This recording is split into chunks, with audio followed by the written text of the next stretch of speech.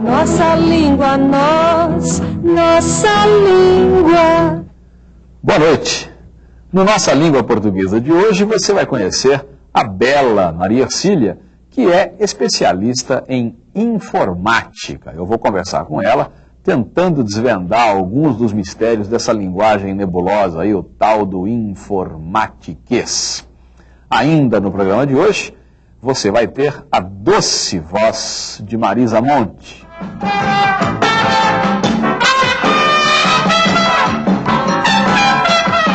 A descontração de Chico Buarque e Ney Matogrosso.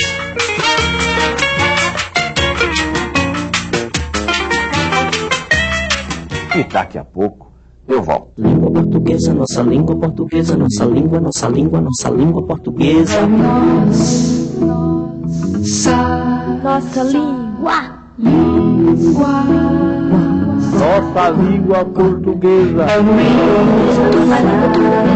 Nossa língua, Nossa língua, nossa língua portuguesa. nossa língua, nossa língua, nossa língua portuguesa. Nossa língua, nossa língua. Eu vou conversar com a Maria Ercília, né, conforme a gente já combinou. E Maria Ercília, muito obrigado pela sua presença aqui, certo? Eu que agradeço, é um prazer enorme para mim estar aqui essa noite. Aliás, você falou uma coisa interessantíssima. Nós vamos falar de português aqui, português ligado à informática. E o telespectador em casa vai falar, puxa vida, mas ela começou dizendo um prazer enorme para mim estar aqui. Está errado, não está, viu, Maria Ercília? Está corretíssimo isso. Não é a posição do pronome que decide coisa nenhuma, é a função. Estar aqui é um prazer para mim. Houve apenas uma inversão na frase dela, o pronome é mesmo mim. Não é a posição, não é a posição que determina o que é correto e o que é errado, é a função. Estar aqui é um prazer para mim. É um prazer para mim estar aqui, certo? Eu já vi que vai ser duro, né? Não, parabéns, nota 10. Aliás, a Maria Ercília é minha colega por várias razões. Por que por várias razões? Várias razões. Primeiro, porque você fez letras, eu também fiz. Você trabalha comigo na Folha de São Paulo. Exatamente. Né? Me sinto sua aluna 2 vezes. Isso, lá na Folha de São Paulo eu pego no pé dos jornalistas, não é? O meu trabalho é esse, tentar fazer o texto do jornal progredir, não é? E a Maria Ercília está aqui porque ela é especialista numa coisa em que eu não sou especialista, muito pelo contrário. Aqui agora invertemos o papel. Você é professora e eu sou o hiper ultra analfabeto. Né? Ela é especialista em informática, né? E ela até vai fazer um programa aqui na TV Cultura chamado Os Internautas, né? E a nossa conversa é fundamentalmente sobre o informatiquês. Muita gente me pergunta, Maria Ercília, se com a moda da internet, aquelas conversas, né, nem sei como é que chama aquilo, aquele negócio fica todo mundo... Bate-papo. É o bate-papo que chama aquilo, né? Fica todo mundo falando com todo mundo, não é isso? E como ali o cidadão tem que ser muito rápido e tal, eu sei que todo mundo acaba escrevendo coisas, né? Então S no lugar de Z, Z no lugar de S, e C com cedilha no lugar de 2 S e por aí vai. Você efetivamente acredita que isso aconteça pela rapidez ou é por ignorância mesmo, ou isso vai se acentuar? O que você pensa do assunto? Olha, acho que tem pelo menos umas 3 coisas aí. A rapidez, com certeza. Eu já me peguei digitando errado, nesses bate-papos. O próprio e-mail, que é uma carta que você tem uma imediatez, você não tem nenhuma outra carta. Às vezes você está lá trabalhando e manda 3 linhas para o fulano. Então você, às vezes, esquece da caixa alta ou maiúscula, né? O termo jornalista, caixa alta maiúscula, jornal, exatamente. E você vai meio como você falaria mesmo. Quer dizer, uma coisa é a rapidez, a outra acho que é a informalidade do meio. Assim, acho que o papel e caneta, a própria máquina de escrever, você tem uma coisa meio séria ali, né? E com o computador, por algum motivo, não é assim. Ou porque é mais veloz, ou porque você está sempre fazendo outra coisa no meio. Mas eu acho que está tendo um efeito meio brabo sobre a língua, viu? Eu acho que é um excesso de coloquialismo que eu nunca vi em palavra escrita. Inclusive, coisas que talvez você já tenha notado, como esses sinais gráficos que representam sorriso, careta e tal, que é um negócio que as pessoas sempre colocam e nunca apareceu em lugar nenhum ali. Interessante isso. Você já viu? Você forma umas caretinhas com os próprios caracteres do teclado e tal. É mesmo? Há programas para isso ou não? Ou é pura habilidade? Por exemplo, você está fazendo uma piada e não quer ser mal entendido, não quer que o fulano se ofenda. Aí você bota 2 pontos, parêntese pra cá. Se você fizer assim, isso é um sorriso.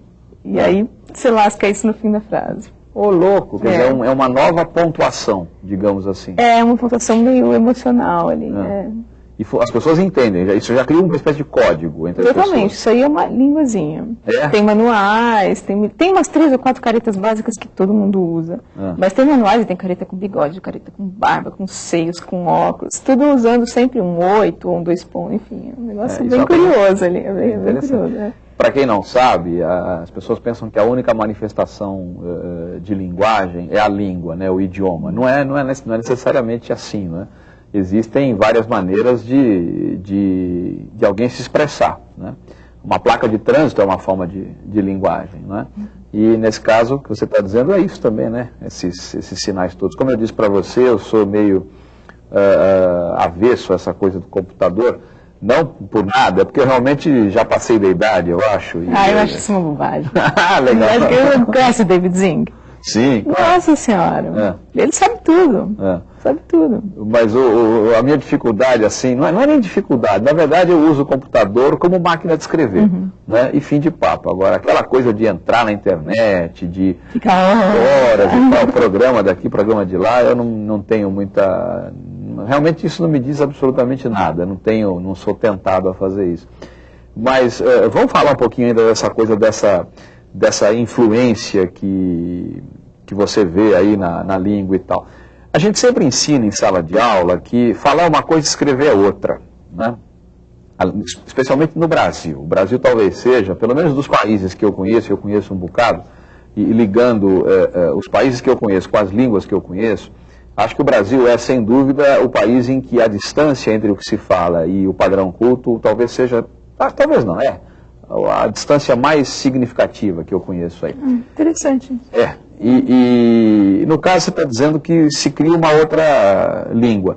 O computador está criando o milagre de escrever, de fazer que as pessoas escrevam o que se fala, porque... Tá, sem dúvida, principalmente por causa do bate-papo. Porque você realmente está escrevendo e falando. E essa questão que eu estava falando dos caracteres de sorriso e tal, eu acho que quando você está escrevendo num bate-papo que é uma linha ou duas, você não tem gesto, você não tem olhar, e ao mesmo tempo você está comunicando com muita informalidade, você precisa de uma bengalinha ali para sorrir e tal. Eu acho que sim.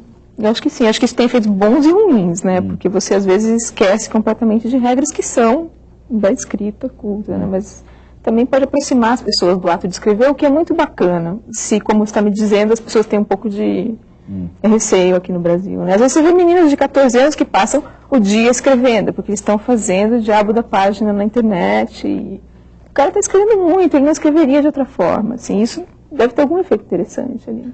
Tá bom, a gente vai continuar essa conversa, eu preciso interromper agora, daqui a pouquinho eu volto para comentar 2 letras de músicas muito conhecidas, obviamente ligando a questão à língua, né? E depois eu volto a conversar com a Maricília. Essa música que você acabou de ouvir é simplesmente genial, ela parte de uma ideia muito simples, ela tem um repeteco aí de agente, e coloca em discussão um problema muito sério, que é essa história de fome. Mas não só a fome do estômago, também a fome do espírito, a fome da alma. Aliás, ela foi tema de redação, não lembro se da Unesp ou da Unicamp, um tema interessantíssimo, pedia-se justamente que o aluno discutisse isso, essa questão. Fome é só do estômago ou não? Como é que é? A gente tem fome de quê? A gente tem sede de quê? E a gente é uma palavra, no caso gente, né? É uma palavra que aparece várias e várias vezes. E muita gente teima em remar contra a maré e insiste em dizer que isso não é português, que isso é uma coisa que não se deve usar e tal. É bom deixar claro o seguinte, num texto formal, formalíssimo, numa dissertação, vale a pena usar a palavra gente, dizer a gente? Não, não vale a pena. A palavra a gente não combina com esse tipo de situação. Texto formal, formalíssimo. Agora, letra de música, música popular, uma coisa que quer ser bem próxima, que quer chegar perto do ouvinte, por que não usar a gente? Perfeito, maravilhoso, não há nenhum problema. A palavra gente usada no lugar de nós, na linguagem familiar, é sim perfeitamente possível. Mas não erre a concordância é na terceira pessoa, a gente quer, a gente é, a gente pode. Por falar em a gente pode, em a gente quer, a gente é, uma outra canção de uma figura maravilhosa, o Gonzaguinha, que vai também usar gente. Vamos ouvir. A gente quer valer o nosso amor, a gente quer valer nosso suor, a gente quer valer o nosso amor, a gente quer do bom e do melhor, a gente quer carinho e atenção, a gente quer calor no coração, a gente quer suar mais de prazer, a gente quer ter muita saúde, a gente quer viver a liberdade, a gente quer viver felicidade.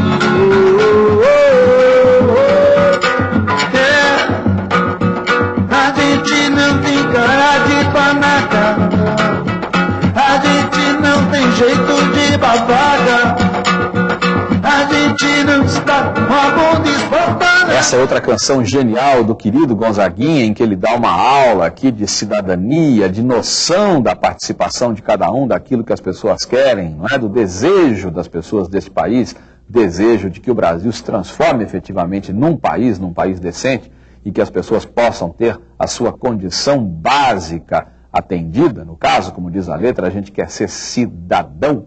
A gente, que linguagem usar? O Gonzaguinha quer falar para um monte de gente, e no caso ele usa a palavra gente para isso. No texto formal não use nós.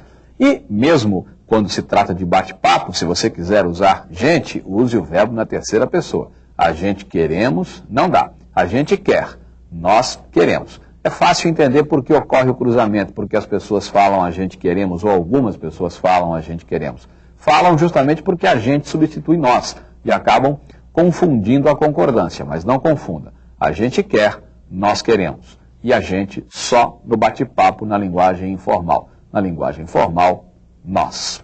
É isso. Língua portuguesa, nossa língua, nossa língua, nossa língua portuguesa, nossa língua. Maria Ercília, voltando àquilo que você estava dizendo antes, talvez essa garotada aí de 13, 14 anos, que anda escrevendo muito no computador, daqui a 3, 4 anos, quando essa garotada for fazer vestibular, né, eu acho que é lá que a gente vai ter uma noção exata, porque o vestibular é a grande prova de fogo, você sabe disso. Não que se viva para isso, não que o estudante viva para isso, mas é uma coisa inevitável, é uma passagem inevitável. E a gente vai ver como é que essa garotada vai fazer aquela redação famosa, a redação do vestibular, que exige o padrão formal e tal. Até que ponto uma linguagem vai contaminar a outra, não sei. Eu acho que vai exercer uma pressão muito grande sobre a maneira como as pessoas tratam a língua. E eu acho que deve ter algum resultado positivo e algum negativo, como tudo ali, né? E o informatiquês? Vamos falar um pouquinho do informatiquês. O informatiquês é um pesadelo, né? Eu acho. Você usa sem querer? Ou por querer, sem querer, querendo? Sem querer, mas eu me policio, principalmente quando eu estou escrevendo. Porque na hora que você está escrevendo, você está criando hábitos ali. Às vezes você não tem uma palavra para determinar um certo ato ou um certo pedaço do computador. E quando você começa a usar, ela pode ser adotada ou não, né? Pode pegar ou não. Eu dei uma entrevista à revista Veja, e nessa entrevista eu dizia que quem usa desnecessariamente termos ingleses ou estrangeiros, né, quem usa desnecessariamente, eu disse que é idiota. Né? Muita gente não sabe ler, né? E muita gente já pega essa frase e transforma e diz que eu disse o que eu não disse. Teve gente que escreveu para mim perguntando como é que então ia chamar sei lá o que, software ou sei lá o que. Eu não disse nada disso, as pessoas precisam aprender a ler, né? Eu disse que quem usa o estrangeirismo desnecessariamente, por exemplo, o cara que fala, eu trabalho full time, eu acho isso o fim da picada, eu acho isso idiotice, né? Porque não precisa falar eu trabalho full time, né? Pode perfeitamente falar que eu trabalho em período integral, né? Era isso que eu me referia. No caso do informatiquês, eu entendo que muitos termos vêm com a tecnologia já. O produto chega com o nome porque ele representa uma coisa já definitiva naquela coisa, eu entendo que o nome em inglês seja naturalíssimo. Agora, o que é inútil no informatiquês, por exemplo, que se usa Eu me passo um inutilmente? pouco pelo que você está falando, assim, tipo, ninguém vai chamar o Windows de janelas. É. Está resolvido já, o Windows chama Windows, não tem jeito. Agora, por que falar deletar? Você pode falar apagar, não tem porquê. Deletar é um monstrinho, né? Eu me recuso, assim, é muito esquisito, né? Eu também acho que o deletar é o fim da picada, né? Sem contar que o deletar, que é esse aportuguesamento do verbo em inglês, né? Na verdade, existe uma palavra em português.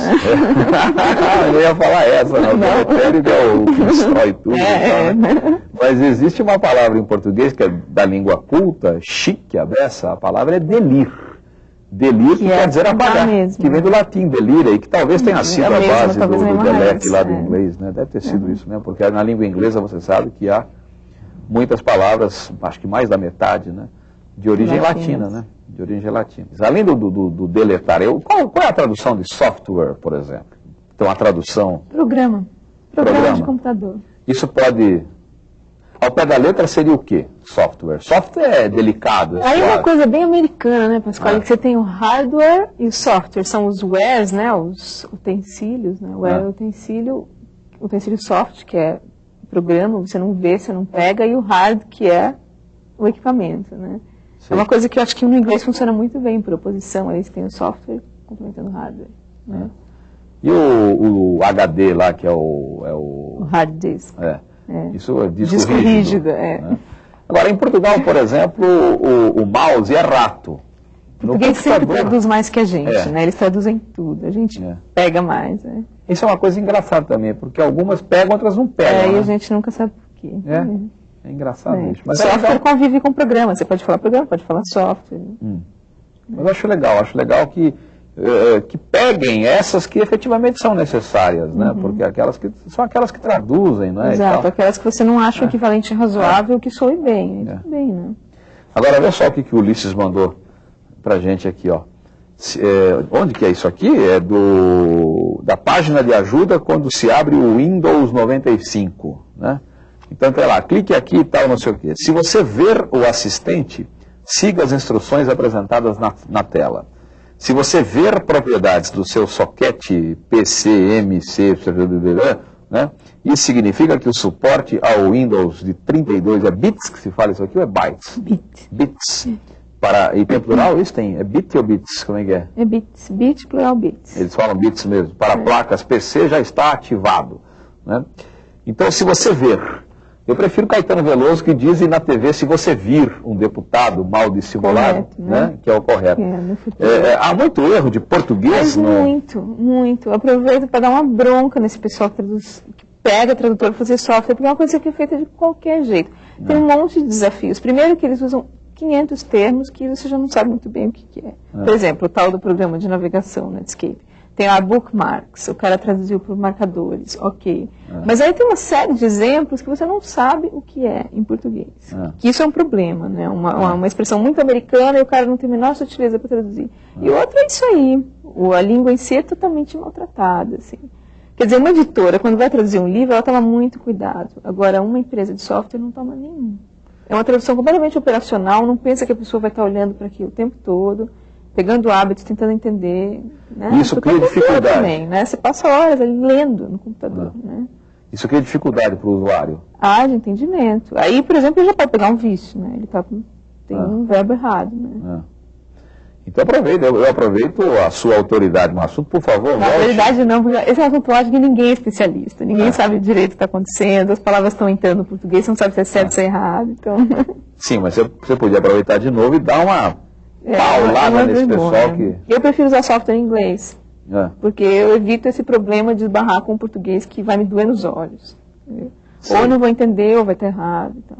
Então, pessoal, vamos tomar cuidado com isso, né? Pelo amor de Deus. Não é só pela língua, não. É porque, efetivamente, primeiro, não é todo mundo que sabe inglês, muito pelo contrário. Né?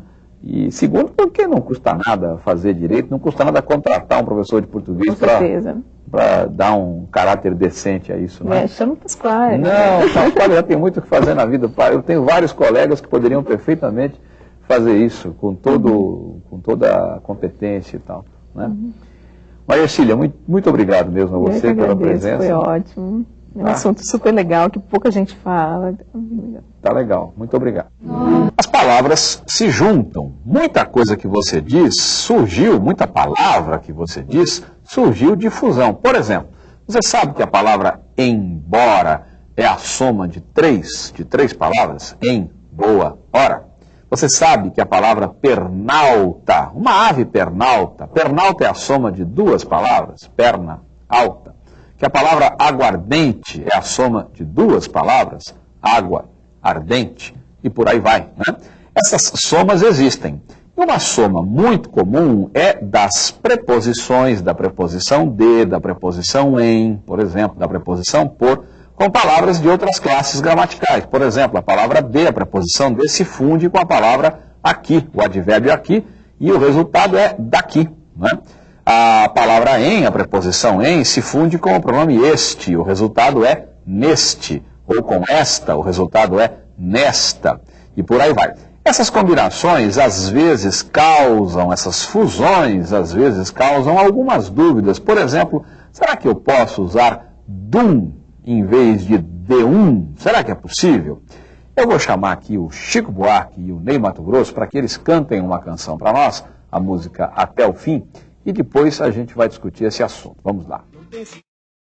Aí Chico e Ney Matogrosso, Até o Fim, e a letra diz um chato dum, dum querubim, dum. Se você procurar nas gramáticas e nos livros, nos dicionários, você vai encontrar dum como forma absolutamente consagrada, aceita, registrada, oficializada, abonada, válida, correta, etc. Né? Dum em vez de de-um. Tanto faz.